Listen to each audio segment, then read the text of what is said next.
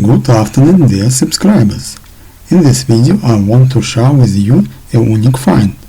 I have always been interested in flying saucers, but for last 2 years I have already stopped reading or watching anything on the internet.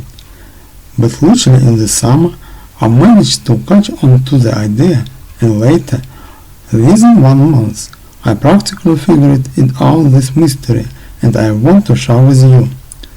Flying saucers fly at high speed because they use a lot of energy. This is colossal energy.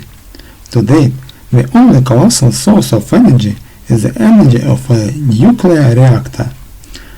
Therefore, I propose such an idea for a flying saucer model. Why?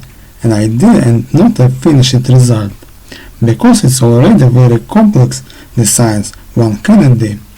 The source of energy for the electromagnet will be a nuclear reactor, a small 3x3 feet, 1 ton.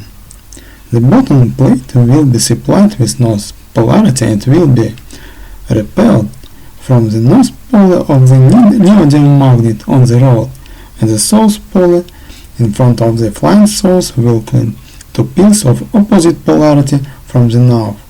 Flying saucer floats and layers of air. Therefore, the main energy is spent at the beginning of acceleration.